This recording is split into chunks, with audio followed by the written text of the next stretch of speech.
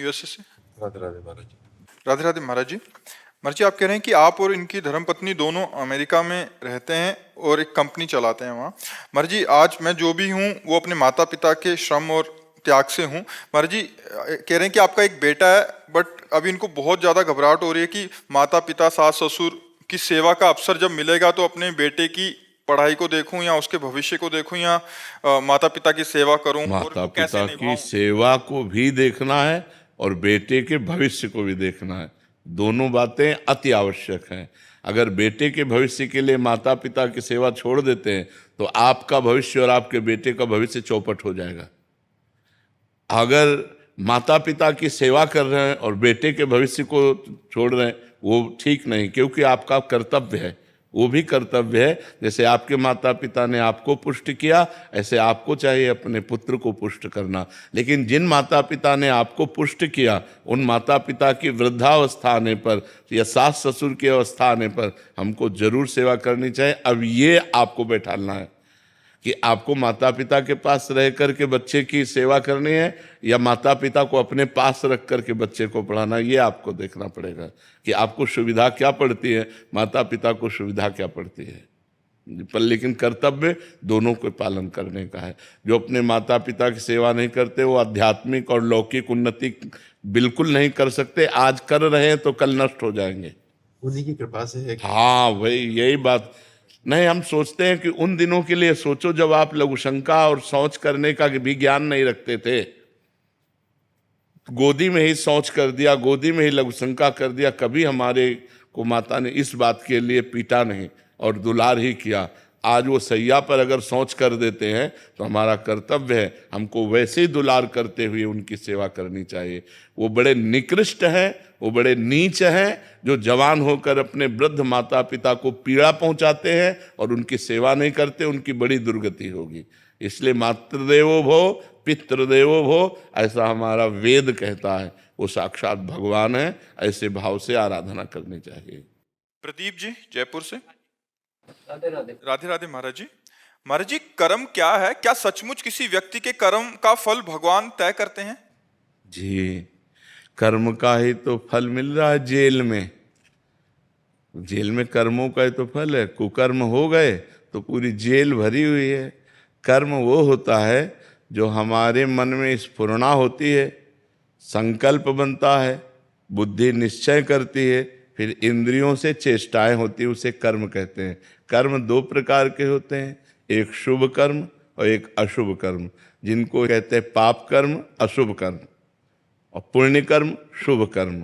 दोनों का फल अवश्य में वो भोक्तव्यम कृतम कर्म शुभाशुभम, अवश्य भोगना पड़ता है। उनका परिणाम भोगना ही पड़ता है।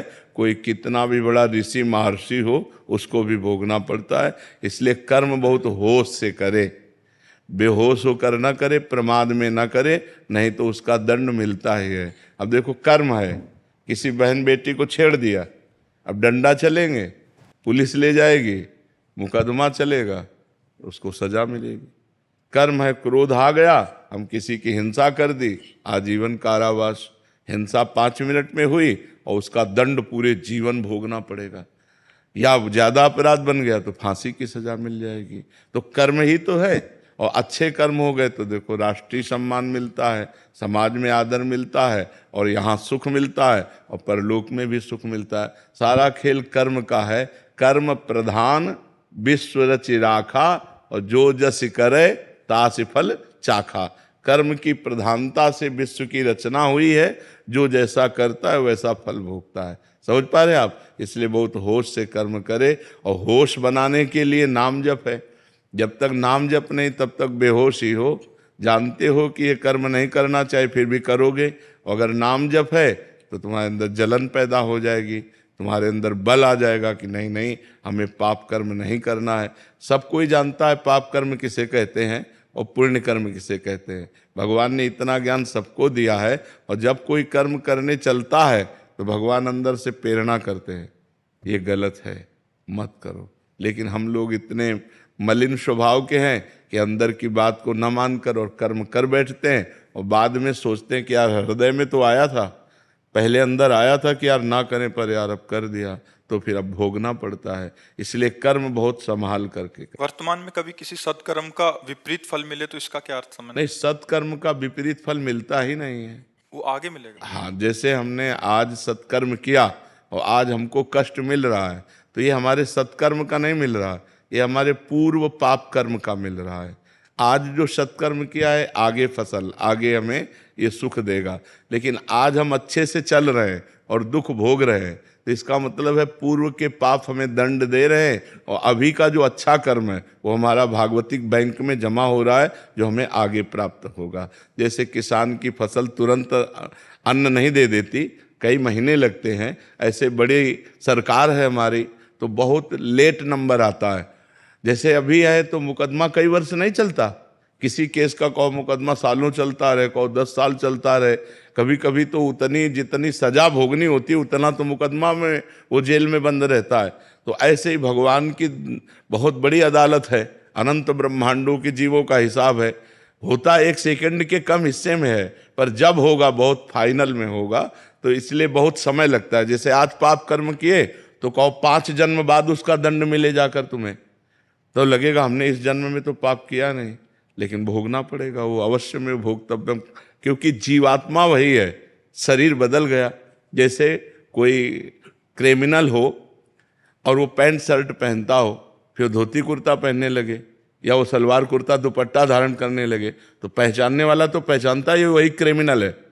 भगवान तो जानते हैं ना ये वही जीव है जो पूर्व जन्म में पाप कर्म किया है, तो उसको वही दंड दे देते, जाओ तुम्हें ये भोगना। अब इस जन्म में उसने कोई पाप किया नहीं वैसा, लेकिन पूर्व जन्म का पाप कर्म आकर उसे दंड देता है। जैसे संतों को है, मान लो कोई बचपन से संत है, देखो रामकृष्ण परमहंस जी के गले में कैंसर था, भाई जी हनुमान प्रसाद पोद्दार जी के उदर में कैंसर था। बड़े बड़े संतों को बड़े बड़े कष्ट भोगने पड़े, क्योंकि पूर्व में किया हुआ पाप भोगना पड़ेगा। भगवान को भी भोगना पड़ा, वो कानून से अलग नहीं रहते।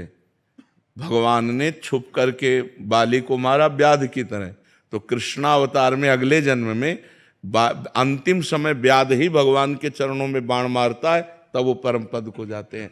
तो ये कानून है। तो भागवतिक जो कानून है वो एक राय भर नहीं बख्शता। भारतीय कानून में थोड़ा धोखा हो सकता है कि वकील चतुरतावश दूसरा प्रमाण पेश करके और दोषी को बचा दे और निर्दोषी को फंसा दे, लेकिन हमारे भगवान के दरबार में किसी वकालत की जरूरत ही नहीं है, किसी गवाही की जरूरत नहीं। 1 सेकंड में उस जीव का हिसाब हुआ फाइनल। अब अगर उस हिसाब को बदलना चाहते हो तो नाम जप करो, दूसरों का उपकार करो, तीर्थों का अवगाहन करो, भगवान की कथा सुनो, जिससे सारे पाप तुम्हारे नष्ट हो जाएं। तो ये जो बल है ये तुम्हें बचा लेगा। नाम बल, भगवान का सेवा बल, परोपकार, ये बचा लेगा। अब दूसरों को दुख देना, पाप कर्म करना, तो फिर नाना प्रकार के नरकों को भोग कर यहाँ भी दुर्गति भोगनी पड़ती है। जैसे आपके पाप कर्म हैं पूर्व के, वो आप बहुत पढ़े लिखे हो, आप लाख उपाय करो आपको नौकरी नहीं मिलेगी। पढ़े लिखे डिग्री लिए घूमते रहो कोई, और कुछ ऐसे हैं कि आपसे ज़्यादा वो मंद बुद्धि के, वो ज़्यादा प्रवीण नहीं है, लेकिन वो निकलते चले जा रहे हैं, क्योंकि उनका पुण्य बल काम कर रहा है। तो यहाँ पुण्य बल, अगर सुख चाहते हो तो पुण्य करो, चाहते सुख हो और करते पाप हो तो पाप का परिणाम दुख मिलता है। शराब पी रहे हैं, गंदी बातें बोल रहे हैं, गंदे आचरण, एक एक चीज का फल है आपका। अगर आप बातें बोल रहे हो तो उसका भी फल है। मनुष्य जीवन कर्मयोग के लिए भेजा गया है। आप 1 मिनट भी फ्री नहीं हैं। आप 1 मिनट में जो करेंगे, आपके अंदर ही मन में बैठे हुए चित्रगुप्त तुरंत लिख रहे हैं। आपकी मन रूपी चिप में वो बिल्कुल सीन सहित जैसे चिप लगा दो ना तो पूरा टेलीविजन उसमें टीवी में आने लगता है, सब ऐसे सीन सहित चित्रगुप्त लिखते हैं। तो भगवान के सामने 1 सेकंड में पूरा वो चिप दिख जाती है, इसने क्या क्या किया जीव ने, बस उसको दंड मिलता है। इसलिए हर समय नाम जप करो, अच्छे आचरण करो, अच्छा भोजन पाओ, दूसरों का उपकार करो। यही मनुष्य जीवन है, यही देवत्व है। नहीं तो राक्षसी भाव में लोग विचर रहे हैं, अपने को धनी मानते हैं, व्यभिचार करते हैं, शराब पीते हैं, मांस खाते हैं, दुर्गति को प्राप्त होते हैं। पूर्व जन्म के पुण्य से आज धन है, लेकिन ये बना थोड़ी रहेगा, ये नहीं बना रहे। जहाँ पुण्य खत्म हुआ था सब नष्ट हो जाता है, सब नष्ट हो जाता है। तो ये है, हमारे कर्मों का फल हमको भोगना पड़ेगा, तो इसलिए हम भगवान का नाम जप करें, परोपकार करें, जिससे हमारा मंगल हो जाए। परीक्षित जी।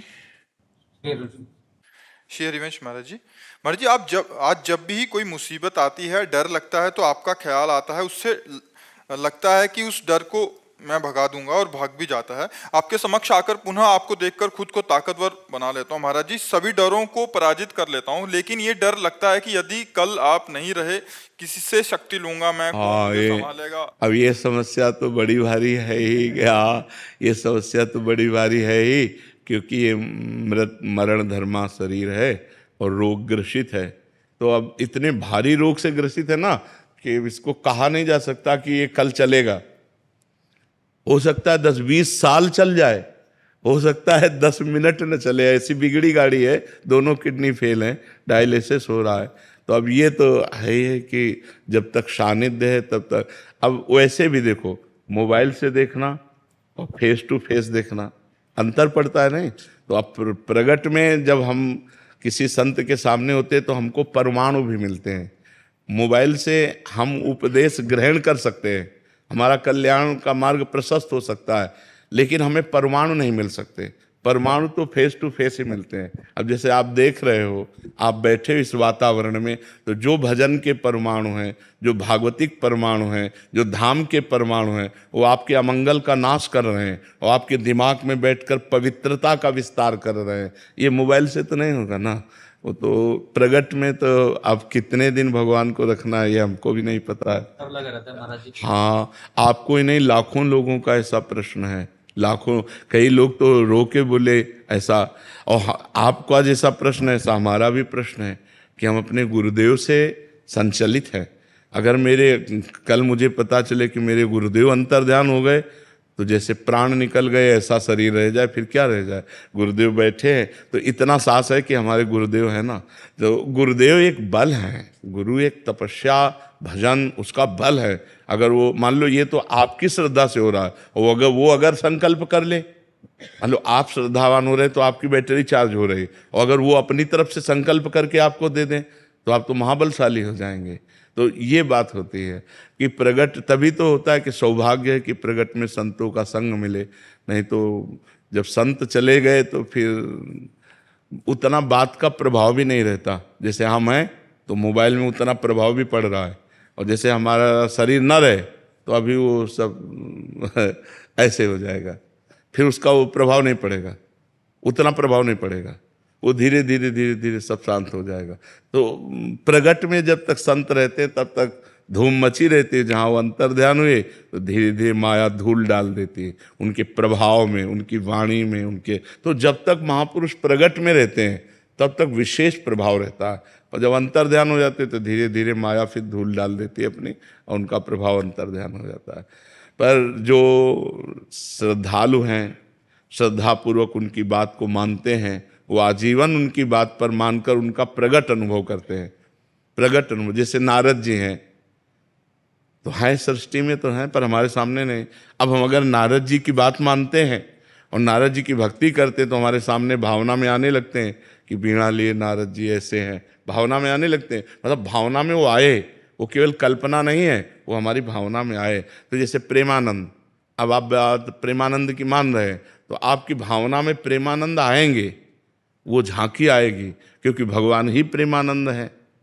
ये शरीर प्रेमानंद थोड़ी है, प्रेम और आनंद तो भगवान ही है ना। तो वही आएंगे, वही तुम्हारी रक्षा करेंगे और वही आपको सपोर्ट करते रहेंगे। ये शरीर तो लिमिट समय का, आप कितना समय ये हमको भी नहीं पता है, आप कितने मिनट का है, कितने घंटे का या कितने वर्ष का, इसका कुछ पता नहीं, आपका भी नहीं पता है। नहीं, इसका बड़ा विचित्र खेल है। बीमार बैठे रहते, स्वस्थ चले जाते हैं। ये भाई, ये भगवान की बड़ी विचित्र लीला है। तो आप चिंता न करो, हम तुम्हारे साथ हैं, चाहे ऐसे चाहे वैसे, ठीक है। दिनेश खारी जी, राजकुमार जी, दोनों का महाराज जी एक जैसा प्रश्न है। महाराज जी आप कह रहे हैं कि कभी कभी मेरा मन नाम जप करते समय इधर उधर भटकता है, और कभी कभी मुझे नाम जप करते हुए नींद आने लगती है। तो महाराज जी ऐसे में क्या करूं? दोनों बातों में सावधानी रखनी है। जब हमारा मन नाम को छोड़ करके जहाँ जाए वहाँ से हटाकर नाम में लगाना है। ये सबका प्रश्न है लगभग, ये सबका प्रश्न है कि मेरा मन जब भजन में हम बैठते हैं तो भागता है। ये अर्जुन जी से लेकर बड़े बड़े साधकों का प्रश्न है। तो जहाँ जहाँ मन संसार में जाए वहाँ वहाँ से हटा करके हम नाम में लगाएं, या जहाँ जहाँ संसार में जाए वहाँ वहाँ हम भगवान को देखने की चेष्टा करें। इस वस्तु के रूप में भगवान, इस व्यक्ति के रूप में भगवान, इस स्थान के रूप में भगवान, क्योंकि भगवान के सिवा कोई नहीं है। इससे हमारा मन शांत होने लगेगा। जहाँ जहाँ जाए वहाँ से हटा के नाम में लगाना, या जहाँ जहाँ जाए वहाँ भगवान को देखना। और तीसरी बात, अगर हम कुछ नहीं कर पा रहे हैं तो नाम पर ध्यान दें। तो हमारे मन से सब कूड़ा करकट निकल रहा है, जो गंदी बातें हमारे मन में भरी थी वो सब डिलीट हो रही हैं नाम जप के द्वारा। ऐसी भावना करें तो मन निर्मल होकर, ये 3 साधन बताए, इससे मन आपका एकाग्र होने लगेगा। रही नींद की बात, तो भोजन पर ध्यान दीजिए। भोजन सात्विक होना चाहिए। प्याज, लहसुन, मांस, मदिरा, अभक्ष्य भोजन, ये सब अगर त्याग कर दोगे तो शतोगुणी भोजन और 6 घंटे की निद्रा। अगर आप जो नींद ले रहे हैं वो 6 घंटे तो होना चाहिए। स्वस्थ शरीर के लिए 6 घंटे आवश्यक है। तो अगर आप 10 बजे रात के सो जाएं तो 11, 12, 1, 2, 3, 4 बजे आपकी आँख खुल जानी चाहिए और फिर नींद नहीं आना चाहिए। अगर नींद आती है तो खड़े होकर भजन करना चाहिए, टहलने लगना चाहिए, ठंडा पानी रख ले मुख में, ऐसे डाल लेना चाहिए। नींद भजन में नहीं आनी चाहिए। नींद को नींद के समय में अच्छे से दे दो, 6 घंटा सोने के लिए दे दो, और इसके बाद फिर उससे लड़ाई लड़ो। फिर उसको मतलब आलस्य प्रमाद में समय नष्ट नहीं होना चाहिए। जैसे हमें बैठे नींद आ रही तो हम खड़े हो गए, खड़े भी हमें परेशानी हुई तो हम टहल रहे हैं, पानी मुंह में डाल रहे हैं, मुंह में पानी डाल के मुंह पोंछ करके फिर हम भजन में बैठते। लड़ाई लड़नी पड़ेगी तब नींद पर विजय प्राप्त होती है। तो दोनों साधनों को देखे। मन जो बार बार भागे तो इन साधनों को, और जब नींद आवे तो ऐसे। पर भोजन का सुधार कर ले। तमोगुणी भोजन पाने से फिर भजन में नींद आएगी। बासी नहीं पाना, बहुत लाल मिर्च नहीं पाना, बहुत तेल के नहीं पदार्थ पाने, और ये अभक्ष्य पदार्थ जो त्याज्य हैं उनको नहीं पाना। इससे सतोगुण बढ़ेगा। सतोगुण से नींद नहीं आएगी। नींद आती है तमोगुण से। निद्रा आलस्य प्रमादोत्तम तत्तामस मुदाहरतम। तमोगुण से ही नींद, आलस्य और प्रमाद की उत्पत्ति होती है। वही हमें परेशान करता है। तो सतोगुणी भोजन पावें और थोड़ा भोजन पावें। अब दबा के यहाँ तक भोजन पाया तो फिर तमोगुण तो हो ही जाएगा। अगर हमारा 8 रोटी से काम चलता है तो हम 5 रोटी में लावें धीरे धीरे। वैसे 24 घंटे में शोध किया गया तो 400 ग्राम अन्न से भरपूर स्वस्थ जीवन चल सकता है। पर अपने देखो, किलो 2 किलो तो एक बार में हो जाता है। सब्जी दाल और सब मिला के खान पान। अब पानी चाहिए। जैसे हम 1 किलो अन्न पाए तो हमें 2 किलो पानी चाहिए, उसमें डबल पानी तो हमें चाहिए ना। और फिर वायु के लिए जगह चाहिए। पेट में थे, अब पेट में दबा के अन्न ही भर लिया, फिर पानी तो ऊपर सांस फूल रही है और भजन में मन नहीं लगेगा। प्रमाद स्थिति। अल्पाहार, थोड़ा भोजन पाए, अच्छे से जल जितनी आवश्यकता है 3-4 लीटर 24 घंटे में तो जल चाहिए ही, और वायु के लिए जगह खाली रहनी चाहिए। तो साधक साधना कर सकता है। नहीं तो अब होड़ लगा कर भोजन पाने वाले हैं कि हम तो फिर भजन नहीं होगा। जिसका भोजन नीरस उसका भजन सरस, और जिसका भोजन सरस उसका भजन नीरस। पक्की बात समझ लो। भोजन में बेस्वाद पाना चाहिए। दाल रोटी सब्जी उसमें कोई स्वाद, लेकिन स्वाद नाम में लेना चाहिए। राधा राधा राधा, तब स्वाद आएगा। अब अभी तो भोजन और भोग यही 2 पिंड नहीं छोड़ रहे। रसेंद्री और जनेंद्री के भोग यही पिंड नहीं छोड़ रहे। तो खूब नाम बढ़ाओ आगे, धीरे धीरे ठीक हो जाएगा।